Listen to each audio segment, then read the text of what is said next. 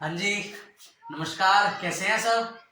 आज हम लोग थर्मोडायनेमिक्स पढ़ने जा रहे हैं। इसमें कंप्लीट हम केमिस्ट्री और फिजिक्स चैप्टर 11 क्लास 11 के टॉपिक्स है थर्मोडायनेमिक्स, जो बहुत ही इंपॉर्टेंट चैप्टर है, ना सिर्फ बोर्ड के मतलब से बल्कि जी मीन्स और अगर आप नीट की बात करें तो वहां भी इस चैप्टर से बहुत सारे क्वेश्चंस आते हैं।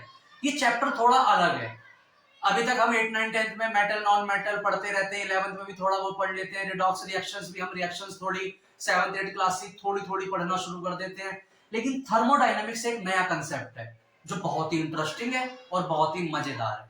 ठीक है, तो थर्मोडायनेमिक्स इससे पहले हम पूरा हाइड्रोकार्बन्स को डाल चुके हैं और रिडॉक्स रिएक्शन कंप्लीट कर चुके हैं। अगर आपने नहीं देखा तो जाइए मेहनत कर 01 डालिए, और उसमें रिडॉक्स रिएक्शन को हमने 3 लेक्चर में कंप्लीट किया था और हाइड्रोकार्बन को भी हमने 3 लेक्चर में ही कंप्लीट किया था। हाइड्रोकार्बन में पूरा हमने एल्कीन एल्कीन एल्काइन और एरोमेटिक कंपाउंड्स को किया, और रिडॉक्स रिएक्शन में भी हमने बहुत सारी चीजें आपको बताने की कोशिश करी है। अब हमारा शुरू होता है थर्मोडायनामिक्स। ठीक है, अब देखो थर्मो थर्मो का मतलब आप जानते हैं क्या होता है। थर्म का मतलब जहां भी थर्मो वर्ड जुड़ जाए वहां पर बात हो रही है हीट की। हीट, जैसे थर्मामीटर, थर्मामीटर से हम क्या नापते हैं? टेम्परेचर। या थर्मल फ्लास्क, थर्मल फ्लास्क मतलब ऐसा फ्लास्क जिसमें हम गर्म पानी रखते तो वो गर्म ही रहता है, थर्मल बॉटल। तो थर्मल का मतलब होता है हीट, एनर्जी। और डायनामिक्स हम जानते हैं, डायनामिक्स ऐसी एनर्जी जो मोशन में हो, ऐसी एनर्जी जो मोशन में हो। फिजिक्स की जनरली 2 ब्रांच होती है, हम जानते हैं डायनामिक्स एक स्टैटिक्स। स्टैटिक्स में हम उन चीजों की बात करते हैं जो मोशन में नहीं है, जो स्टेशनरी है, जबकि डायनामिक्स में हम उसे पढ़ते हैं जो मोशन में है।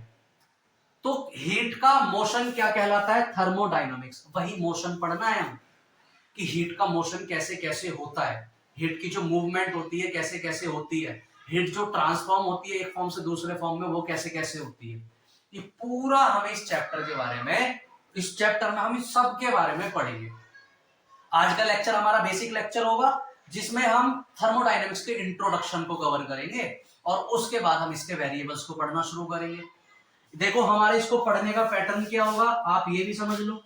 थर्मोडायनेमिक्स को पढ़ते कैसे हैं? तो सबसे पहले थर्मोडायनेमिक्स का जनरल इंट्रोडक्शन लेंगे, क्योंकि आपके लिए शुरुआती दौर है, तो इंट्रोडक्शन हम अच्छे से पढ़ेंगे इसका। उसके बाद हमें इसमें पढ़ना होता है हीट को, फिर वर्क, फिर इंटरनल एनर्जी। इंटरनल एनर्जी के पास ही आ जाता है फर्स्ट लॉ ऑफ थर्मोडायनामिक्स।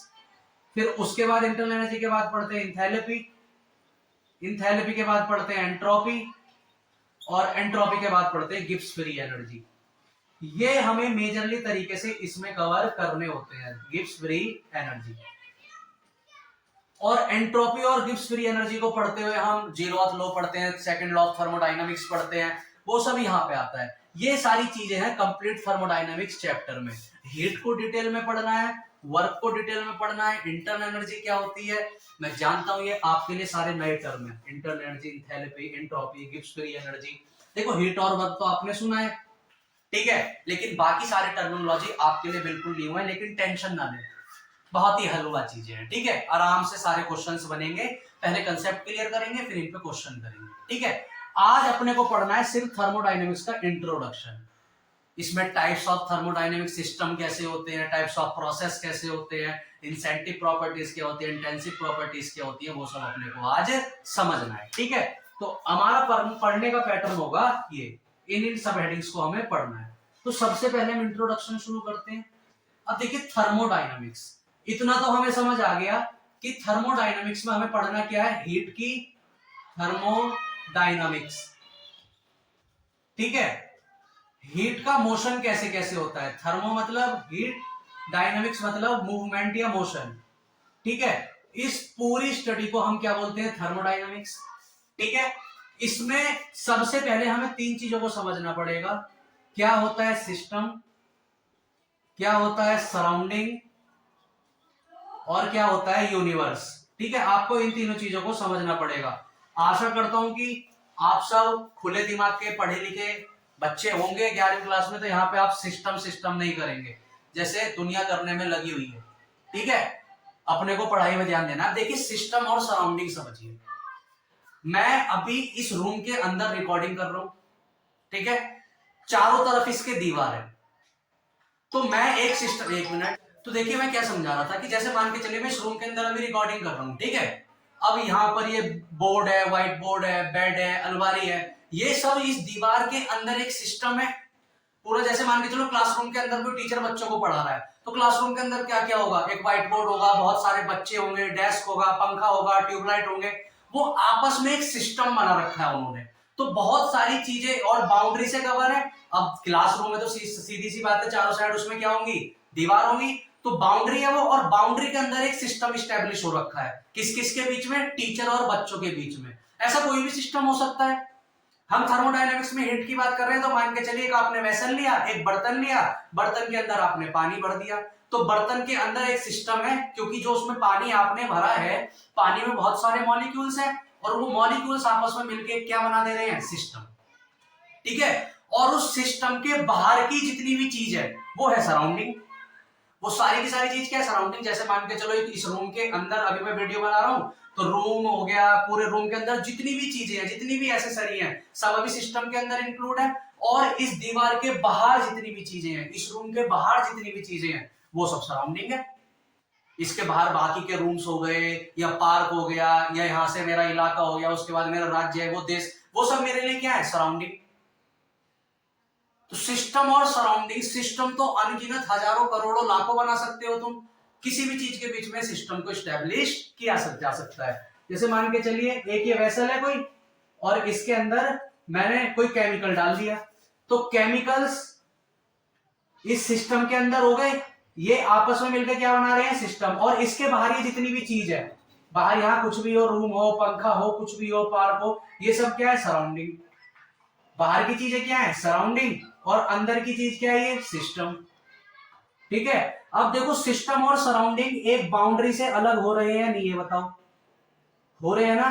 तो सिस्टम और सराउंडिंग को जो अलग करता है उसको बोल देते हैं हम बाउंड्री। समझे। जैसे आप प्रैक्टिकल लैब में प्रैक्टिकल करने गए, तो आप लैब के अंदर है, जितने भी केमिकल्स हैं वहां पे, एसेसरीज है, जितने भी टूल्स हैं, मेजरमेंट के टूल्स हैं, उन सब के साथ आपने सिस्टम बना रखा है। और बाहर आपके स्कूल के बाकी भी जितने रूम्स हो गए, बाकी प्रिंसिपल, कैबिन, मैनेजमेंट, डायरेक्टर वगैरह का रूम, वो सब आपका सराउंडिंग हो गया। अब उस सब के और आपके प्रैक्टिकल लैब के बीच में जो दीवार आ रही है, वो आपकी बाउंड्री हो गई। सिंपल। फॉर एन एग्जांपल, मानिए ये आपका पूरा स्कूल है बहुत बड़ा, और इसमें ये ऐसे रूम बने हुए हैं, बहुत सारे रूम बने हुए हैं स्कूल में, बीच में एक बड़ा सा हॉल है, यहाँ भी रूम बने हुए हैं, ठीक है। और मान ली ये आपकी लैब है, ठीक है। आप यहाँ इसके अंदर प्रैक्टिकल कर रहे हैं, तो देखो इस लैब की चारों साइड की दीवार है, तो इस लैब के अंदर जितनी भी चीजें हैं वो क्या है, सिस्टम। और बाहर ये जितनी भी चीजें हैं, ये सब इसके लिए हो जाएंगी सराउंडिंग। और देखो सराउंडिंग और सिस्टम को अलग कौन कर रही है, ये बाउंड्री। समझे। तो सिस्टम और सराउंडिंग, और जब सिस्टम और सराउंडिंग को हम साथ में ले लेते हैं, सिस्टम और सराउंडिंग को हम एक साथ ले लेते हैं, तो ये दोनों मिलके बना देते हैं यूनिवर्स। तो साइंस देखो, यूनिवर्स की डेफिनेशन क्या देता है, कि सिस्टम और सराउंडिंग का सम कहलाता है यूनिवर्स, ठीक है। तो अनगिनत सिस्टम आप क्रिएट कर सकते हो। अभी मान के चलो आप रूम के अंदर बैठ के पढ़ रहे होगे, तो आप किताब ले रखा है, आपने मोबाइल ले रखा है, आपका रूम है, बेड पे बैठ के पढ़ रहे होगे, टेबल पे बैठ के पढ़ रहे होगे, वो सिस्टम है। उधर किचन में मम्मी कुछ कर रही होंगी, उधर बहन कुछ कर रही होगी, इधर भाई कुछ, वो आपके सराउंडिंग में है। और इन सबको मैं मिला दूं सिस्टम और सराउंडिंग को, तो क्या बन जाएगा, यूनिवर्स। समझ गए। तो सिस्टम, सराउंडिंग और यूनिवर्स को समझ गए ना, अच्छे से लिखते रहना। अब इसके बाद अपने को पढ़ने हैं टाइप्स ऑफ सिस्टम। सबसे पहले हमने समझ लिया सिस्टम होता क्या है, अब अपने को क्या पढ़ना है, टाइप्स ऑफ सिस्टम। थर्मोडायनेमिक्स में हम 3 तरीके के सिस्टम पढ़ते हैं। पहला पढ़ते हैं हम ओपन सिस्टम, ठीक है। दूसरा हम पढ़ते हैं क्लोज्ड सिस्टम, और तीसरा हम पढ़ते हैं आइसोलेट सिस्टम या आइसोलेटेड सिस्टम। ये 3 तरीके के सिस्टम हमें पढ़ने होते हैं, ठीक है। अब देखिए, इसको आप ऐसे समझिए, मैंने एक भगोना लिया, ठीक है। देखो भाई मेरी आर्ट माशाल्लाह है, तो मैं भगोने भी ऐसी बनेंगे आड़े टेढ़े, उस पे मत जाना, ठीक है। भगोने के अंदर मैंने पानी भर दिया, भगोने के अंदर मैंने पानी भर दिया, तो भगोने के अंदर ये एक सिस्टम हो गया और बाहर की सारी चीजें क्या हो गई, सराउंडिंग हो गई। और सिस्टम और सराउंडिंग के बीच में जो बाउंड्री का काम कर रही है वो भगोने की दीवार काम कर रही है, जो भगोने की परत है, या कोई भी वेसल हो गया, जो वेसल की जो परत है वो, ये जो बाउंड्री है ये सिस्टम और सराउंडिंग को एक दूसरे से अलग कर रही है। ठीक है, अब अगर मैं नीचे से इसको हीट दूं, नीचे से अगर मैं इसको हीट दूं तो हीट देने पे होगा क्या कि कुछ पानी इसका भाप बन के क्या हो जाएगा, उड़ जाएगा। मित्रों उड़ जाएगा, नहीं उड़ जाएगा, उड़ जाएगा। जब इसका पानी उड़ा भाप बन के, तो जितना मैंने क्या मास लिया था उतना ही मास इसका बचेगा, नहीं। मान के चलो मैंने 1 लीटर पानी लिया तो 100 ग्राम भाप बन के उड़ गया, तो पानी कितना बचा, 900 ग्राम या 900 मिलीलीटर। ठीक है, अब बिल्कुल बड़ी में मत चले जाना, सर मिलीलीटर अलग होता है, ग्राम अलग, कंसेप्ट समझो।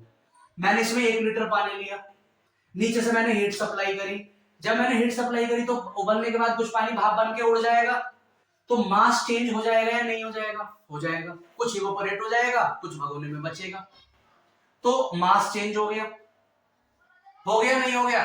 साथ में क्या एनर्जी चेंज नहीं हो गई, एनर्जी भी चेंज हो गई। पहले पानी की एनर्जी कुछ और थी, जब मैंने हीट दी तब पानी की एनर्जी कुछ और हो गई, हो गई नहीं हो गई।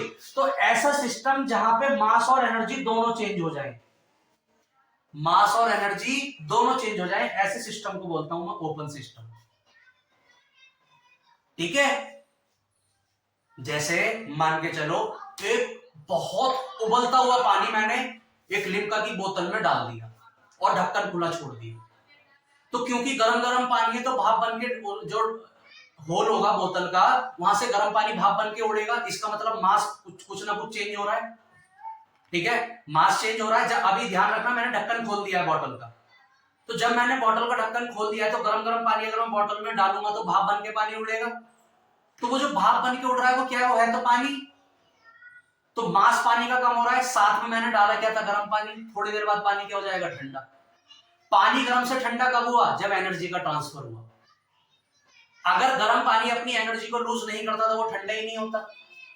तो इस सिस्टम में क्या हो रहा है, देखो मास भी कम हो रहा है और साथ में एनर्जी भी चेंज हो रही है। तो ऐसा सिस्टम जहां पे दोनों चीजें बढ़े या घटे या चेंज हो, हम डायरेक्ट बोले चेंज हो, क्या क्या, मास और एनर्जी दोनों, ऐसे सिस्टम को बोलते हैं ओपन सिस्टम।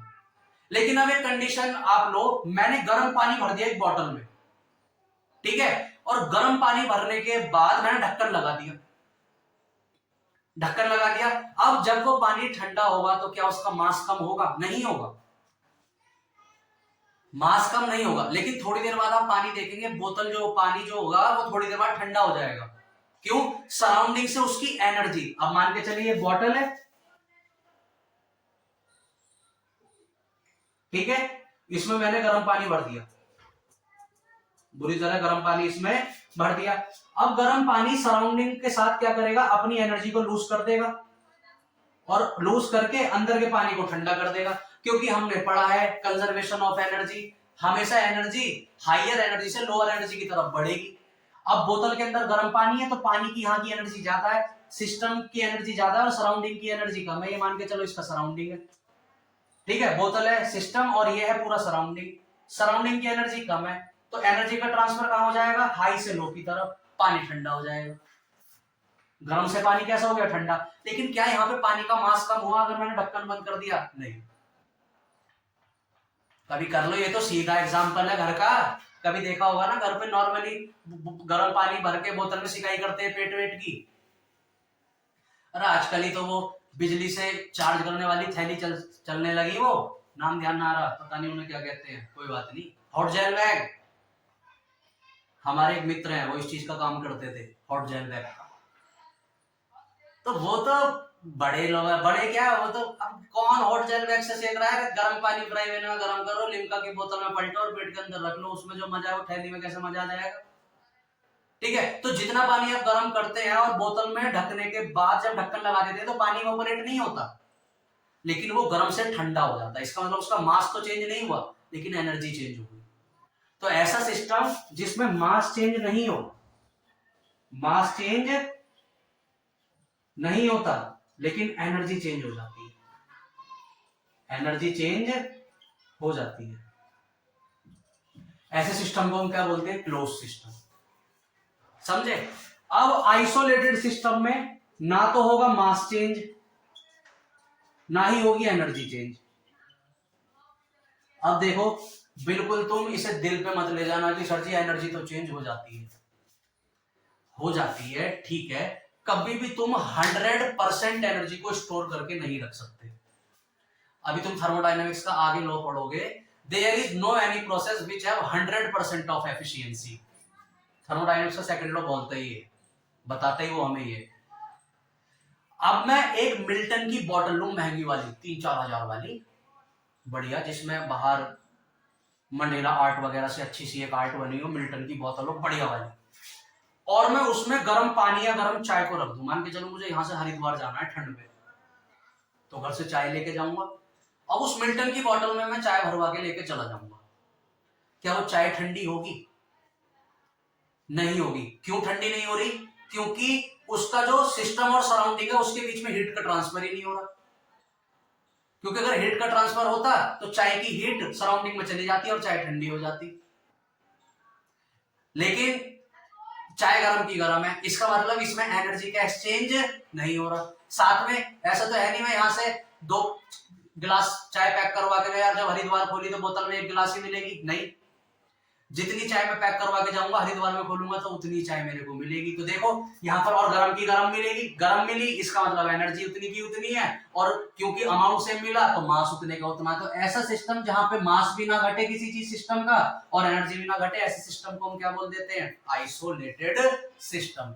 डेली लाइफ से कनेक्ट कर सकते हैं उन चीजों को, ठीक है। आप किसी भी ट्रांसपेरेंट बॉटल में अगर पानी भरोगे तो वो ठंडा हो जाएगा, लेकिन जितना भरोगे उतने का उतना ही रहेगा, इसलिए वो सिस्टम कौन सा है? Close system.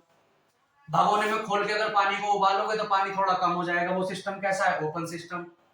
एक महंगी सी बोतल में अगर गर्म चीज को रखोगे तो वो गर्म रहेगी, वो सिस्टम कौन सा है? Isolated system. समझ गए टाइप्स ऑफ सिस्टम? तो इनको लिख लेना, ठीक है, पॉज करके लिख लेना। टाइप्स ऑफ सिस्टम समझ आ गए? ठीक है, आ गए तो अच्छी बात है। अब देखो, समझो types of boundaries. Types of boundary. अब बाउंड्रीज किसके बीच में होंगी? सिस्टम और सराउंडिंग के बीच की बाउंड्री। ये कैसी कैसी हो सकती हैं? इट कैन बी रियल और हार्ड, ठीक है, रियल और सॉफ्ट। एंड लिखते हैं, और में मजा नहीं आएगा, और का मतलब तो याद ले जाते हैं बहुत सारे अंग्रेज पढ़ बच्चे, ठीक है। बाउंड्री हो सकती है इमेजिनरी, ठीक है, बाउंड्री हो सकती है एडियाबैटिक, और बाउंड्री हो सकती है आइसोथर्मल।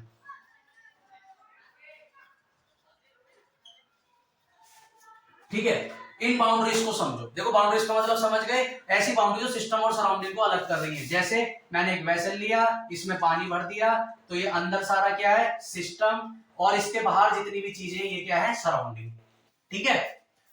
अब देखो बाउंड्री कैसी कैसी हो सकती है। जस्ट इमेजिन आपके सामने नदी है, ठीक है, नदी का जो सबसे ऊपर वाली सतह का पानी है, क्या वो कोई बाउंड्री बना रहा है?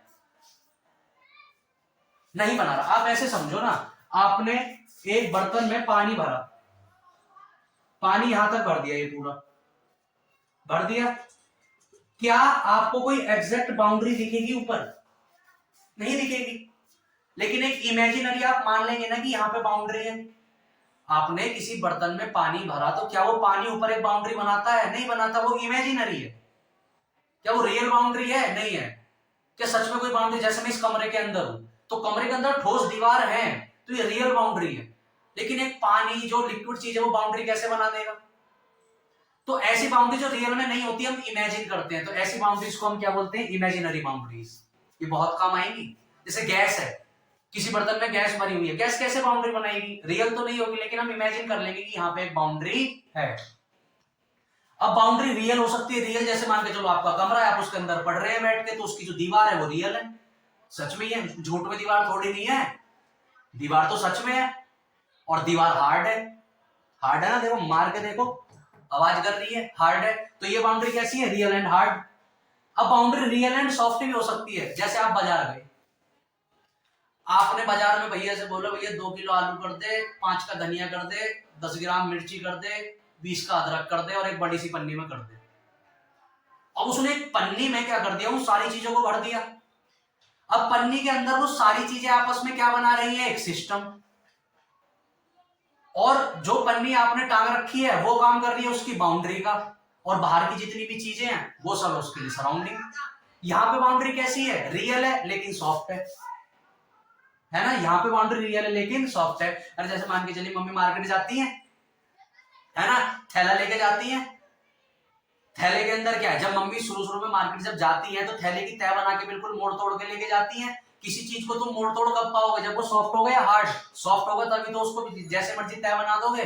तो शुरू में तो तय बना के, जैसे मान के चलिए मेरा डस्टर है, ठीक है, अरे अभी डस्टर हमारा रखा है, कोचिंग में 2-3 डस्टर रखे हैं, किसी दिन उठा के लाऊंगा। मैं घर पे रिकॉर्ड करता हूँ ना, तो घर के लिए मैं इनसे काम चला लेता हूँ। अब देखो ये क्योंकि सॉफ्ट था, मैंने इसकी बाउंड्री बना दी, ये लो इसकी तय बना दी। ऐसी करके तो मम्मी पकड़ के यूं करके थैला मार्केट जाती है, ठीक है। अब ये क्योंकि सॉफ्ट था, अब इसको मैंने खोला और इसके अंदर सब्जी भर ली दुनिया भर की, ठीक है। और सब्जी भरने के बाद मैंने इसे ऐसे पकड़ लिया, अब इसके अंदर सब्जी भरी और मैं चल रहा हूं। तो इसके अंदर जितनी भी सब्जी है वो क्या बना रही है, सिस्टम। और बाहर वाला जितना भी चीजें वो है सब सराउंडिंग। और बीच में बाउंड्री का काम कौन कर रहा है, मेरा थैला। और थैला कैसा है, सॉफ्ट और रियल है। तो ये बाउंड्री कैसी है, सॉफ्ट एंड रियल। तो ये काम की नहीं है लेकिन आपको पता होना चाहिए। हमारे मेन काम की है एडियाबैटिक और आइसोथर्मल। एडियाबैटिक ऐसी बाउंड्री होती है जो हीट को चेंज ना होने दे, जो हीट को बिल्कुल भी ट्रांसफर ना करे। हीट को हम डिनोट करते हैं क्यू से, ये याद रखना। हीट को हम डिनोट किससे करते हैं, Q. Q is not is equal to 0। मतलब हीट का ट्रांसफर क्या होगा, इज नॉट इक्वल टू 0 क्यों लिख दिया मैंने, is equal to 0, Q is equal to 0। मतलब हीट का ट्रांसफर बिल्कुल 0। सेम जैसे अभी हमने आइसोलेटेड चीजों को पढ़ा। अरे नहीं समझे, ऐसी बाउंड्री जो एनर्जी को चेंज ना होने दे, ना सराउंडिंग में से एनर्जी को लेने अंदर आने दे, ना सिस्टम में से एनर्जी को बाहर जाने दे। ऐसी बाउंड्रीज को हम क्या बोलते हैं, एडियाबैटिक बाउंड्रीज। समझे, जहां पर हीट का ट्रांसफर नहीं हो रहा। जैसे हम अभी थर्मस वाली बात कर रहे थे, जब हम हरिद्वार गए थे अभी चाय लेके, तो बाउंड्री कैसी थी, वो एडियाबैटिक, जिसने बिल्कुल भी हीट का ट्रांसफर होने नहीं दिया। जबकि आइसोथर्मल बाउंड्रीज ऐसी होती है जहां पर हीट चेंज हो जाती है, हीट का चेंज हो जाता है। जैसे अभी हमने लिम्का की बोतल में जब पानी भरा था तो पानी ठंडा हो गया था। पानी ठंडा क्यों हुआ, क्योंकि गर्म पानी की एनर्जी क्या होगी, लूज होगी। लूज होगी तभी तो पानी ठंडा हुआ। तो वो जो लिम्का की बोतल वाली जो बाउंड्री है, उस बाउंड्री को हम क्या बोलेंगे, आइसोथर्मल। समझ गए, सबसे पहले समझ आ गया थर्मोडायनेमिक्स ब्रांच पे किसकी स्टडी करते हैं हम, हीट और मोशन की। फिर उसके बाद थर्मोडायनेमिक्स में हम किन किन चीजों को समझना, सबसे पहले हमने सिस्टम, सराउंडिंग और यूनिवर्स को समझा। फिर टाइप्स ऑफ सिस्टम पढ़ लिए और उसके बाद हमने टाइप्स ऑफ बाउंड्रीज पढ़ ली। कोई यहां तक दिक्कत, कमेंट करना कोई दिक्कत हो तो दोबारा तुम्हारा इलाज करा जाएगा, तुम्हारा समाधान करा जाएगा, ठीक है। अब इतना अगर समझ आ गया हो तो हम पढ़ते हैं इसकी प्रॉपर्टीज, थर्मोडायनेमिक्स की कुछ प्रॉपर्टीज। अब डाल लो टाइप्स ऑफ प्रॉपर्टीज। ये देखो इंट्रोडक्शन है, हर इंट्रोडक्शन ही चलेगा। टाइप्स ऑफ प्रॉपर्टीज, ठीक है। 2 टाइप्स की प्रॉपर्टीज हमें पढ़नी है इसमें, एक एक्सटेंसिव और एक इंटेंसिव। बहुत ही सिंपल शब्दों में मैं बताऊं तो एक्सटेंसिव प्रॉपर्टीज वो प्रॉपर्टीज होती हैं जो साइज ऑफ सिस्टम पे डिपेंड करती है। मतलब ये ऐसी प्रॉपर्टी है जो किस पे डिपेंड करती है, साइज ऑफ सिस्टम। अगर सिस्टम का साइज बढ़ेगा तो इन प्रॉपर्टी का साइज भी बढ़ जाएगा, अगर सिस्टम का साइज घटेगा तो इन प्रॉपर्टीज का साइज भी घट जाएगा। जबकि इंटेंसिव प्रॉपर्टीज ऐसी प्रॉपर्टीज हैं जो साइज ऑफ सिस्टम पर डिपेंड नहीं करती। चाहे आप छोटा सा सिस्टम ले लो, चाहे बहुत बड़ा सिस्टम ले लो, ये प्रॉपर्टीज हमेशा सेम रहेंगी। अब एग्जांपल से समझो, जैसे वॉल्यूम। मैंने अगर इतना छोटा वेसल लिया तो उसके अंदर पानी का इतना वॉल्यूम आएगा, और मैंने इतना बड़ा वेसल ले लिया तो पानी के अंदर उसका इतना वॉल्यूम आ जाएगा। तो जैसे ही मैंने सिस्टम को बड़ा किया तुरंत वॉल्यूम भी चेंज हो गया ना। जैसे ही मैंने सिस्टम के साइज को बड़ा किया, ये हमारा सिस्टम था, जैसे ही मैंने सिस्टम के साइज को बड़ा किया तुरंत मेरा वॉल्यूम भी चेंज हो गया ना। तो ये किस पर डिपेंड कर रहा है? Size of system. इसलिए वॉल्यूम कैसी प्रॉपर्टी है? Extensive property. ठीक है। ऐसे ही मास, इसका वजन ज्यादा होगा या इसका वजन ज्यादा होगा? तुम खुद बताओ। सीधी सी बात है, इसका वजन ज्यादा होगा। होगा नहीं होगा? तो जैसे ही सिस्टम का साइज बढ़ा, मास भी क्या हो गया? बढ़ गया। तो मास भी कैसी प्रॉपर्टी है? एक्सटेंसिव प्रॉपर्टी है। तीसरी, नंबर ऑफ मोल्स।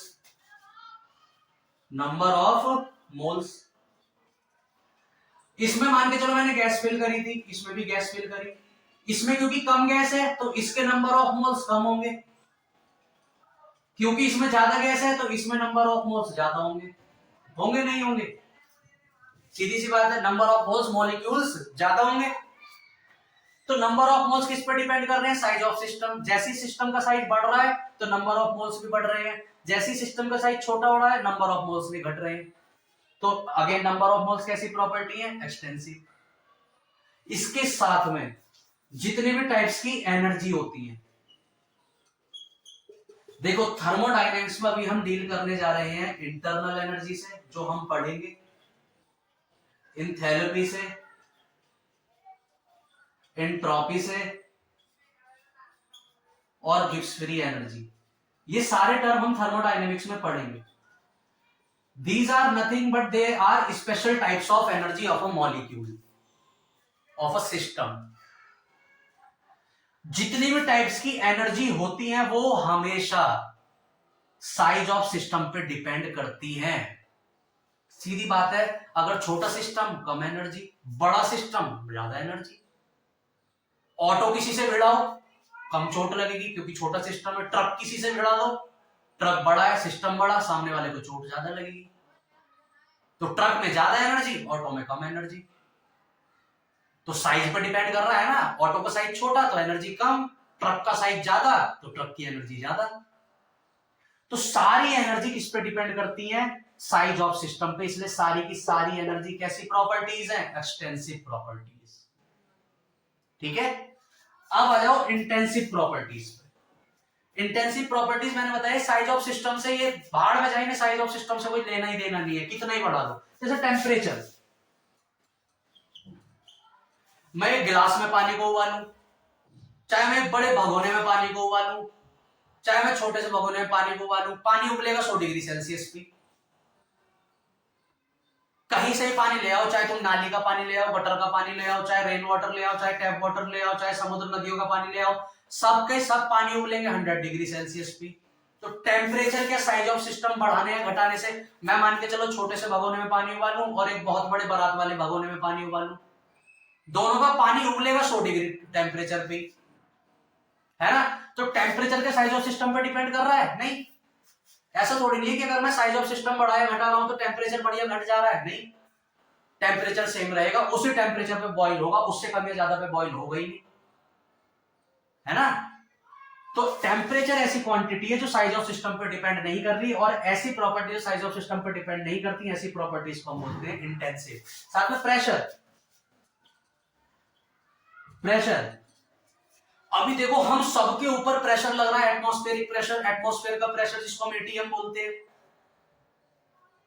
अगर मैं एक छोटे से भगोने में पानी उबालूंगा तो भी एटमॉस्फेयर का प्रेशर उस पर इतना ही लगेगा, एक बड़े से भगोने में पानी उबालूंगा तो भी उस पर एटमॉस्फेयर का प्रेशर इतना ही लगेगा, क्योंकि एटमॉस्फेयर का प्रेशर तो सब पे सेम लग रहा है ना। आपको जान के हैरानी होगी, जब हम मून पे जाते हैं तो हमारी सेंटीमीटर्स में हाइट बढ़ जाती है। क्यों? बिकॉज जब हम यहाँ पे हैं तो नीचे से हम पे ग्रेविटेशन फोर्स लग रहा है, ऊपर से हम पे एटमॉस्फेरिक प्रेशर लग रहा है, तो हम थोड़े से दबे हुए हैं। जब हम मून पे जाते हैं तो इन दोनों फोर्स से हम क्या हो जाते हैं, बिल्कुल फ्री हो जाते हैं। तब हमारे अंदर लीवर वीवर पैनक्रियास बोलता है तुझे ने 30 साल से हमें दबा रखा था, क्योंकि ऊपर से एटमॉस्फेयर का प्रेशर है, नीचे से ग्रेविटेशन फोर्स है। तो हमारी बॉडी थोड़ी सी क्या रहती है, सिकड़ी हुई। जब हम चांद पे जाते हैं, मून पे जाते हैं, तो हमारी हाइट थोड़ी सी बढ़ जाती है, क्योंकि हमारे ऊपर से पूरे एटमॉस्फेयर के प्रेशर का दबाव चला जाता है। तो जिसकी भी पुलिस वगैरह में हाइट वाइट कम हो, चांद पे आने के बाद 2 सेंटीमीटर हाइट बढ़ जाएगी। ठीक है? तो पूरे एटमॉस्फेयर का प्रेशर सब पे क्या है, कांस्टेंट है। ठीक है? साथ में जितनी भी कॉन्सेंट्रेशन होती है, कॉन्सेंट्रेशन वो साइज ऑफ सिस्टम पे डिपेंड नहीं करती। जैसे इसको ऐसे समझो, मैंने एक वेसल लिया, ठीक है, उसमें पानी लिया और उसमें चीनी मिला दी। ठीक है? मैं इसको ऐसे समझाता हूं, मैंने 1 लीटर पानी लिया और 100 ग्राम मैंने चीनी ले ली और मैंने इसमें इसको घुमा दिया। अब मैं चाहे पानी को यहां से लूं, चाहे यहां से लूं, चाहे यहां से उठाऊं, चाहे यहां से उठाऊं, चाहे यहां से उठाऊं, हर जगह पानी सेम मीठा होगा, नहीं होगा?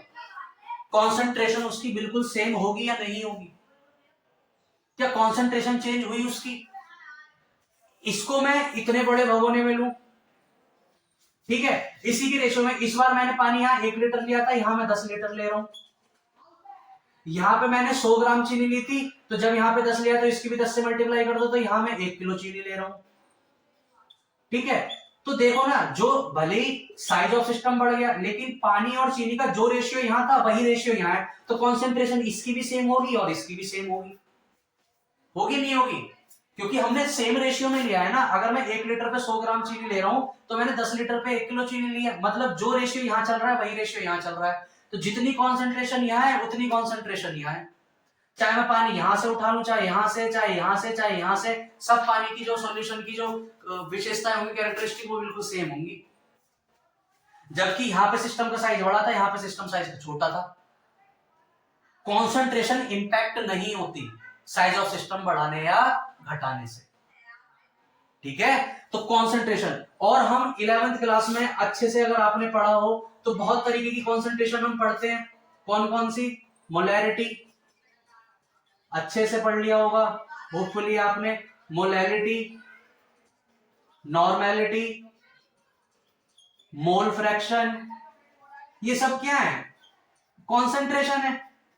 और कॉन्सेंट्रेशन क्या कभी साइज ऑफ सिस्टम पर डिपेंड करती है? नहीं, इसलिए इंटेंसिव प्रॉपर्टीज है। और तो और आपने पढ़ा, अभी अच्छे से नहीं भी पढ़ा होगा तो सुना तो होगा, पीएच, पावर ऑफ हाइड्रोजन, ये भी एक तरीके की क्या है? कॉन्सेंट्रेशन है। और आप जानते हैं कॉन्सेंट्रेशन साइज ऑफ सिस्टम पर डिपेंड नहीं करती, इसलिए पीएच भी कैसी प्रॉपर्टी है? इंटेंसिव। समझे लला? ठीक है? तो प्रॉपर्टीज में समझे, एक प्रॉपर्टीज होती है एक्सटेंसिव, दूसरी होती है इंटेंसिव। एक्सटेंसिव ऐसी प्रॉपर्टी जो साइज ऑफ सिस्टम पर डिपेंड कर रही है, ये सारे इसके वेरिएबल्स हैं। और इंटेंसिव प्रॉपर्टीज वो जो साइज ऑफ सिस्टम पर डिपेंड नहीं कर रही, ये सब उसके वेरिएबल्स हैं। ठीक है? एनसीईआरटी में आपके देखो क्वेश्चन दे आ जाते हैं कि which of these are intensive and which of these are extensive property, कुछ इसमें से लिख देगा, कुछ इसमें से, तो आपको पता होना चाहिए। ठीक है? कौन सी प्रॉपर्टीज हैं, समझ गए? चलिए लिख लेना पॉज करके। चलो समझ आ रहा है ना? बस समझ आना चाहिए, बाकी तो सब भाड़ में जाए। अब आता है फंक्शन या वेरिएबल। स्टेट फंक्शन या वेरिएबल्स, देखो एक तो साइंस में जो है ना, छोटी चीजों को कॉम्प्लिकेटेड कर रखा है बच्चों को डराने के लिए। नाम ऐसा रख दिया स्टेट फंक्शन वेरिएबल, तो बच्चा भाग जाए कि वही क्या है, जबकि कुछ नहीं है, बिल्कुल हलवा चीज है। अब एक बात बताओ, ये एक सिस्टम है और एक सिस्टम यहां है, ठीक है? इसका टेम्परेचर है 1 atm, इसका वॉल्यूम है 2 लीटर और इसका टेम्परेचर है 50 डिग्री सेल्सियस। ठीक है, इस सिस्टम का टेम्परेचर प्रेशर है 5 atm, वॉल्यूम हम ले लेते हैं यहाँ पे 10 लीटर, टेम्परेचर हम ले लेते हैं 50 डिग्री सेल्सियस। अगर मैं आपसे पूछूं कि सिस्टम ए अभी किस कंडीशन पर है, सिस्टम और ए अभी किस कंडीशन पर, तो आप बोलेंगे सर यहाँ का जो प्रेशर है वो 1 atm है, जो इसका वॉल्यूम है वो 2 लीटर है, और जो इसका टेम्परेचर है वो 50 डिग्री सेल्सियस है। तो जो 3 प्रॉपर्टीज आपने मेरे को बताई, उन 3 प्रॉपर्टीज के बेस पे मैं सिस्टम की कंडीशन समझ गया। जैसे आपने देखा होगा किसी से मिलने जाना है, आप उससे कभी मिले नहीं हो, तो दूसरा उसको बताएगा देख वो थोड़ी लंबी सी है, उसके बाल कटे हुए हैं, आगे से उसने लट निकलवा रखी है, फ्लिक्स निकलवा रखी है, देखने में भूरे कलर की है, मुंह गोल है। तो उसने क्या कर दिया, उसकी सारी कैरेक्टरिस्टिक्स बता दी, कंडीशंस बता दी, और उन कंडीशंस ने उस सामने वाले बंदे को डिफाइन कर दिया आपकी नजरों में। अब जैसे ही आप देखेंगे वो हाँ इसके बाल देखो लट निकली हुई है, आगे से ब्राउन करा रखे हैं, 2 बाल, ओए होए, आंखों में मुंह पे मैदा पोत का ये बुरी तरह, आटे में मुंह दिया ही है, ओए होए, दिलवा खाती है, दांत लाल है, मजा आ गया। तो क्या हुआ, सामने वाले ने आपको कैरेक्टरिस्टिक्स बताई थी, और उन कैरेक्टरिस्टिक्स के बेस पे आपने सामने वाले को समझ लिया, है ना। तो ऐसी कंडीशंस या ऐसी वेरिएबल्स, ये जो वेरिएबल्स हैं ये सिस्टम की कंडीशन ही को तो बता रहे हैं। तो ऐसे वेरिएबल्स जो सिस्टम की कंडीशन को बताएं, हम उनको बोल देते हैं स्टेट फंक्शन या वेरिएबल। जैसे मैं पूछूं कि इसकी क्या कंडीशन है, आप बोलेंगे सर इस गैस का प्रेशर अभी 5 atm है, इसका जो वॉल्यूम है 10 लीटर है, और इसको टेम्परेचर दे रखा 50 डिग्री सेल्सियस, तो इसकी कंडीशन है। और उस कंडीशन ने इस पूरे सिस्टम को डिफाइन कर दिया कि अब इसकी क्या कंडीशन होगी, कर दिया नहीं कर दिया। ठीक है, तो स्टेट फंक्शन या वेरिएबल किसको बोलते हैं, जो सिस्टम की कंडीशन को डिफाइन करे, सिस्टम की कंडीशन को डिफाइन करे, बताए, उसे स्टेट फंक्शन या स्टेट वेरिएबल्स कहते हैं। समझे, स्टेट वेरिएबल्स कहते हैं। अब देखो कितनी आसान चीज थी, और इसे नाम दे दिया है ऐसा। अरे सीधी बात, जो सिस्टम की कंडीशन बता रहे हैं वो कुछ वेरिएबल्स होंगे, उन्हीं को हम क्या बोल देंगे, स्टेट वेरिएबल्स या फंक्शन, है ना। जैसे आपको पूछेंगे कि सचिन सर की बताओ, बता दोगे, इतने लंबे हैं, इतने चौड़े हैं, इतने भूरे चिट्टे हैं, इतने स्मार्ट हैं, इतने मस्त हैं, उनकी आवाज बड़ी मधुरी है, हाय हाय हाय बढ़िया, मजाक करते हैं, ये है वो है, ये कंडीशन बता दी। अब काम कल को मेरे को कोई मिलेगा तो आपने कंडीशन बता दी थी, उन कंडीशन को वो पैरामीटर एज ए यूज करेगा और उसके हिसाब से मेरे को पहचान जाएगा। तो ऐसे सिस्टम की कोई भी कंडीशन जो उसकी कंडीशन को डिफाइन कर दे, उसको हम क्या बोल देते हैं, स्टेट फंक्शन और वेरिएबल्स। समझे। अब ये स्टेट फंक्शन कौन कौन सी ऐसी कंडीशंस हैं थर्मोडायनामिक्स में जो किसी सिस्टम की कंडीशन को बताएंगे, तो वो है सबसे पहला हीट, हीट बताएगा सिस्टम की अभी क्या पोजीशन है। दूसरा वर्क, वर्क बताएगा अभी क्या पोजीशन है। तीसरा इंटरनल एनर्जी बताएगी। चौथा इंथैल्पी बताएगा, इंथैल्पी एस से डिनोट करते हैं इसको। पांचवा एंट्रोपी, एस से डिनोट करते हैं इसको। और छठा गिब्स फ्री एनर्जी, छठा गिब्स फ्री एनर्जी। ये ऐसे वेरिएबल्स हैं जो थर्मोडायनेमिक्स में किसी भी सिस्टम की कंडीशन को डिफाइन करते हैं, इसलिए इन सब के सब को हम क्या बोल देते हैं, स्टेट फंक्शन या वेरिएबल। समझे। जल्दी बताओ, देखो ऐसे चुप मत बैठे रहो, ठीक है। तो ये ऐसी ऐसी कुछ वेरिएबल्स है जो सिस्टम की कंडीशन को डिफाइन करते हैं, इसलिए इन्हीं को बोल देते हैं स्टेट फंक्शन और स्टेट वेरिएबल। ठीक है, समझ गए। मिटा दूं, एक तो डस्टर लेके आऊंगा वहां से एक उठा के, या तो नया ही ले आऊंगा दुकान से, क्या दिक्कत है, पैसा बहुत है, मजाक कर रहा हूं। चलो, अब स्टेट फंक्शन हमने समझा, ठीक है, स्टेट वेरिएबल। इसमें से समझो कौन कौन स्टेट फंक्शन में आएगा, कौन कौन पाथ फंक्शन में आएगा। पाथ फंक्शन देखो, पाथ फंक्शन कौन कौन कहलाएगा? जो पाथ पे डिपेंड करेगा, रास्ते पे, पाथ पर डिपेंड करेगा, पाथ पर डिपेंड करेगा। मतलब अगर उसका पाथ बड़ा होगा तो वो बढ़ जाएगा। मान के चलो मुझे यहां से लखनऊ जाना है, रास्ता मेरा बड़ा हो गया तो मुझे वर्क ज्यादा करना पड़ेगा, मेरी एनर्जी ज्यादा लॉस होगी। तो पाथ पे डिपेंड हो रहा है वर्क और एनर्जी। ऐसी प्रॉपर्टीज जो पाथ पर डिपेंड करें उनको बोलते थे पाथ फंक्शन, जैसे वर्क और हीट। ऐसे समझो ना इसको ग्राफ से। अब थोड़े साइंस की भाषा में बात कर लेते हैं। ये है, एक बंदा यहां से चलना शुरू हुआ और समझो पूरा घूमने वाला था, घूमने का बहुत शौक था, घूमता घूमता घूमता घूमता यहां पहुंचा। ठीक है, अब देखो उसे यहां से यहां आना था, लेकिन सारे सबका ब्यौरा लेता हुआ, सारे दोस्तों से, दोस्ताइन से, सबसे मिलता हुआ यहां से यहां पहुंचा।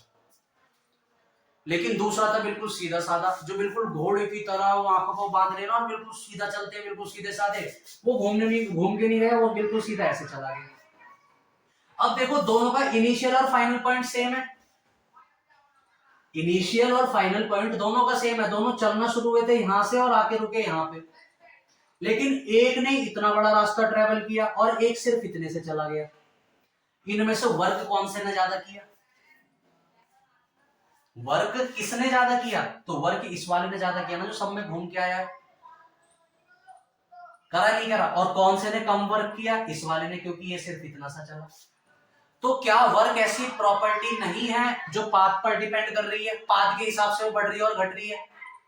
जिसका पाथ बड़ा उसका वर्क ज्यादा खर्च हो रहा है, और जिसका पाथ छोटा वो कम वर्क कर रहा है। तो ऐसे फंक्शन या ऐसे वेरिएबल जो पाथ पर डिपेंड करते हैं उनको बोलते हैं पाथ फंक्शन, जैसे वर्क। अब ऐसे मान के चलो मैंने गर्म पानी की एक बूंद ली और यहां से ड्रॉप करी। ठीक है, एक बूंद को घूमने का शौक था तो यूं होती हुई आई और यहां पर आके रुकी। ठीक है, एक बूंद सी थी, गर्म थी और यहां से आके यहां गई। ठीक है, ये बूंद बी है, ये बूंद ए है गर्म पानी की।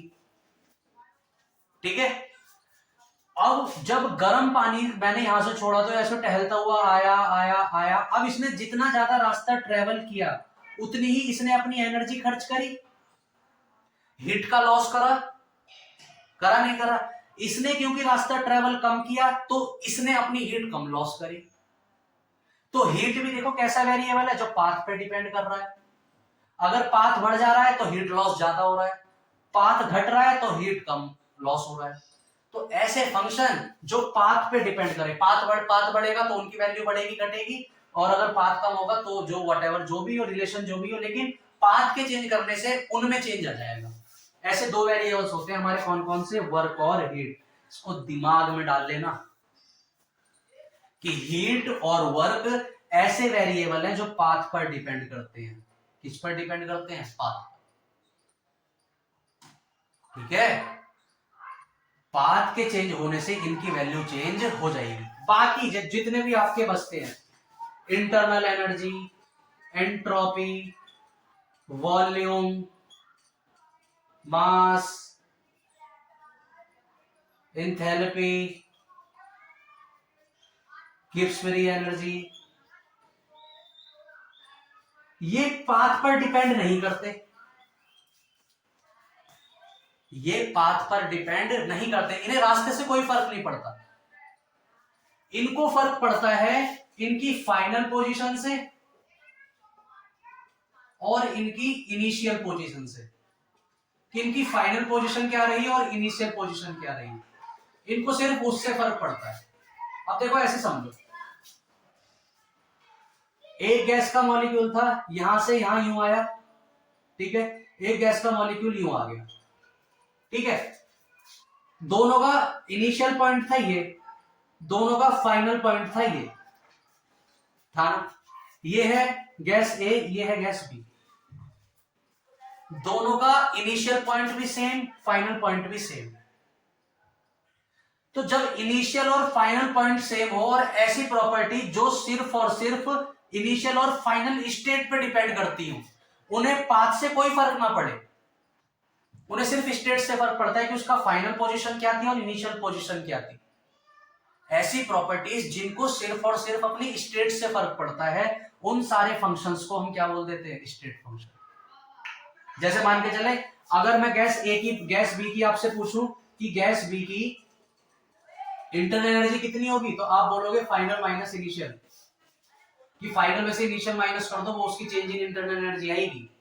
मैं पूछूं गैस ए की इंटरनल एनर्जी कितनी आएगी, आप बोलोगे गैस ए के लिए भी आप फाइनल माइनस इनिशियल कर दो, जितना भी चेंज आया होगा वो चेंज इन इंटरनल एनर्जी आया था, चाहे पाथ इसका कुछ भी हो, लेकिन डिपेंड किस पे कर रहा है, फाइनल माइनस इनिशियल। तो ऐसी प्रॉपर्टीज हम आगे न्यूमेरिकल करेंगे तो आप इस चीज कंसेप्ट और क्लियर होंगे आपके। तो ऐसी प्रॉपर्टी जो फाइनल और इनिशियल पोजीशन पे सिर्फ डिपेंड करे, उन फंक्शंस को हम क्या बोल देते हैं, स्टेट फंक्शन। जबकि जो पाथ पे डिपेंड करे उनको बोल देते हैं पाथ फंक्शन। ठीक है, समझे? तो आज की क्लास के लिए इतना ही रहने देते हैं। कल अपने को समझने types of process, isothermal process क्या होता है, adiabatic process, isochoric process, isobaric process, ये सारे प्रोसेस पढ़ लेंगे। फिर उसके बाद हम इन एक एक वेरिएबल को पढ़ना शुरू करेंगे।